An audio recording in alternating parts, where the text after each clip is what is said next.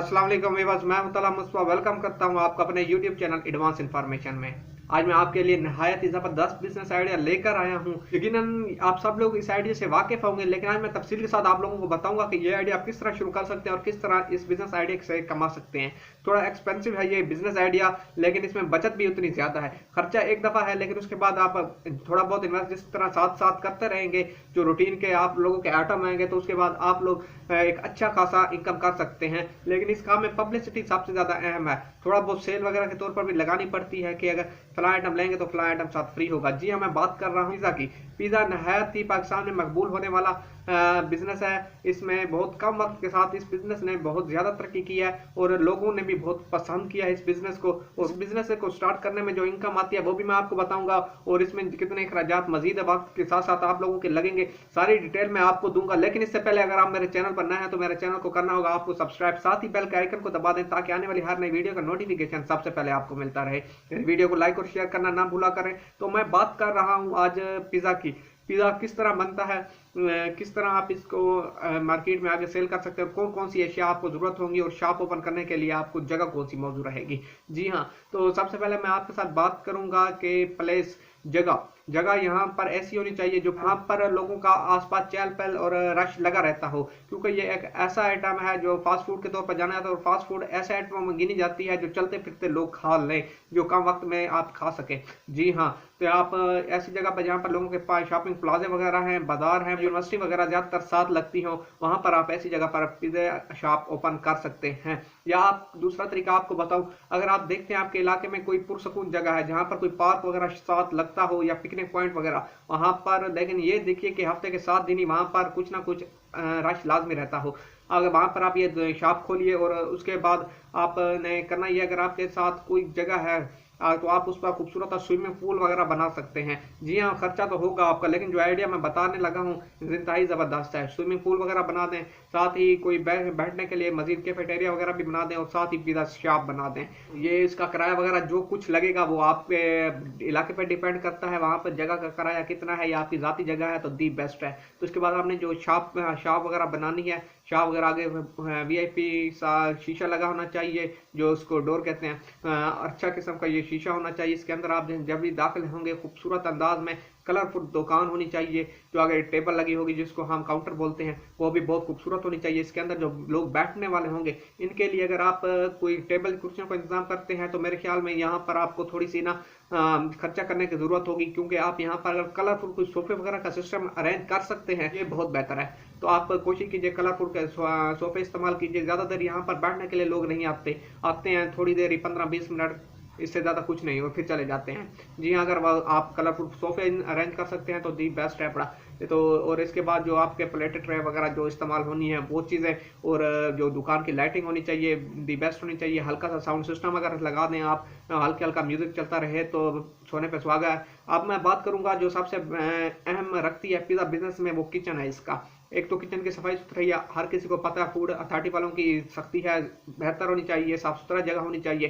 तो अब आपके लिए जो जरूरत पड़ेंगे, सबसे पहले तो आटा गूंदने के लिए मशीन आपको जरूरत होगी पिज़्ज़ा बिजनेस में, जिसमें ये मैदा वगैरह जो गूंदा जाता है आपको उसके लिए आटा गूंदने वाली मशीन चाहिए। हाथों से भी आप गूंद सकते हैं, लेकिन अगर आपका ज्यादा आटा है तो और सही किस्म का आप गूंदना चाहते हैं तो मशीन मिलती है, आप वो मशीन खरीद लीजिए। अच्छी किस्म मशीनें मुख्तलिफ किस्म की होती है, अगर अच्छी किस्म की खरीदना चाहते हैं मशीन तो 12,000 से 18,000 के दरमियान आपको अच्छी मशीन मिल सकती है इजीली।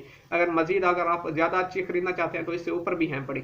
लेकिन आप अगर नया बिजनेस स्टार्ट करना चाहते हैं तो कोशिश कीजिए अपने इंस्ट्रूमेंट जो आलात होते हैं वो अच्छे से अच्छे लें। एक दफा खर्चा होता है, उसके बाद बार बार रिपेयर मेंटेनेंस का ना वक्त जाया करें और ना ही इन पर मजीद पैसा लगाएं। और एक शेल्फ की जरूरत पड़ेगी, जिस तरह हमारे अपने घरों में किचनों की तौर पर होता है, जहाँ पर हम रखते हैं आटे वगैरह के पेड़े करते हैं, और इसमें पेड़ा जब किया जाता है इसका वजन तोला जाता है, ताकि मुख्तलिफ अगर एक घर में अगर 3 जा रहे हैं या एक जो कस्टमर आया बैठे हैं उनको अगर 2 पिज़्ज़े मंगवाए हुए हैं तो आपने उसका जो वजन करना है पेड़ों का, उससे बाद ही आगे पकाना है इनको।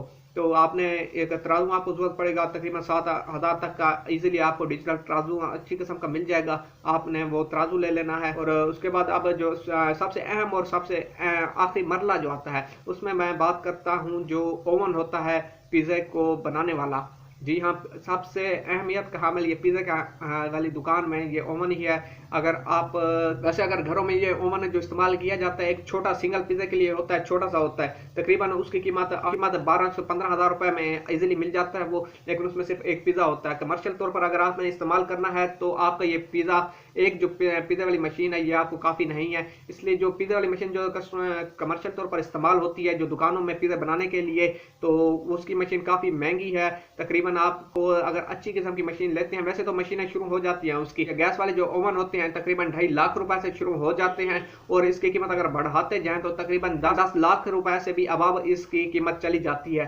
हर कंपनी का होता है, उसमें मुख्तलिफ किस्म के बर्नर लगे होते हैं, मुख्तलिफ कैपेसिटी होती है उसकी, उसमें कितने पिज़्ज़ा रखे जा सकते हैं, कुछ डिजिटल होते हैं, कुछ इसमें टाइमिंग लग जाती है, इतने टाइम के बाद आपका पिज़्ज़ा तैयार होकर आपको खुद ब खुद घंटी बजने लग जाती हैं, कुछ को आपको देखना पड़ता है उसको वक्तन फवक्तन। इसमें मुख्तलिफ क्वालिटियाँ पाई जाती हैं। या मार्केट का विजिट जैसे जैसे करेंगे या गूगल पर सर्च करेंगे तो आपको मुख्तलिफ किस्म की आपके पास इसमें इसकी प्रोडक्ट्स आ जाएंगी आपके पास, और आप उसमें देख लेंगे, आप सिलेक्ट कर लेंगे आपको कौन सा पसंद है और मार्केट में वही जाकर विजिट कर लीजिएगा। तो मैं आप बताता हूँ, इसमें पनीर वगैरह और चीज़ वगैरह जो आम सिंपल चीज़ें होती हैं वो लगती हैं। ये तो था मुकम्मल पिज़्ज़ा की जो आपकी दुकानदारी में जो जो चीज़ें इस्तेमाल होंगी तो ये है। लेकिन इसके बाद आपने जो अपना स्टाफ हायर करना है उनको अच्छी कोशिश, उनकी ड्रेसिंग अच्छी होनी चाहिए, उनका बोलने का तरीका अच्छा होना चाहिए ताकि गाहक को अपनी तरफ कशिश कर सके। तो ये चीज़ें हैं जो बिजनेस में अहम किरदार अदा करती हैं। आप भी अगर कोशिश कीजिए, आपके इलाके में अगर नहीं है ये सिस्टम, तकरीबन हर इलाके में शुरू तो हो चुका है। तकरीबन एक पिज़्ज़ा बनाने के ऊपर आपकी जो कीमत आएगी, तकरीबन जो लार्ज पिज़्ज़ा का बता रहा हूँ, जो मैंने बातचीत की है, जो मैंने अपने सर्च के मुताबिक जो मेरे नॉलेज में है, मैं आपको साथ वो शेयर कर रहा हूँ कि जो एक पिज़्ज़ा जो लार्ज पिज़्ज़ा होता है इस पर के बनाने के ऊपर तकरीबन 170-80 रुपए से ज़्यादा का इसका खर्चा नहीं है। और जो आपकी इसमें से जो आप सेल करेंगे उस लार्ज पिज़्ज़े को, वो तकरीबन आप 1200 रुपए का, 1000 रुपए का आप सेल करेंगे उसको। जी हाँ, इस बिजनेस में बहुत बड़ी बचत है, बहुत बड़ी बचत है। आप अगर कुछ ना कुछ इन्वेस्टमेंट क्या करने का सोच रहे हैं तो इस बिजनेस में करिए, लेकिन ये लोकेशन आपकी दी बेस्ट होनी चाहिए। अगर आपके पास लोकेशन ऐसी जगह हो जहाँ पर ना हो, जहाँ पर गाहक कम आते हो, तो फिर फायदा नहीं है आप। और इसके बाद दूसरा नंबर पर पब्लिसिटी करनी चाहिए आपको। अपने इलाके में पैनाफ्लेक्स वगैरह लगवाएं, आप मैसेजेस के जरिए SMS मार्केटिंग करवाएं, और मुख्तलिफ पोस्टर वगैरह या घरों में इश्तिहार वगैरह बांट कर आप अपनी मशहूरी करवाएं। इंशाल्लाह आपका बिजनेस बहुत ज़्यादा चलेगा। तो ये तो आज का मुकम्मल बिजनेस आइडिया। रखिएगा दुआ में याद। मिलते हैं एक नए आइडिया के साथ। अस्सलाम वालेकुम।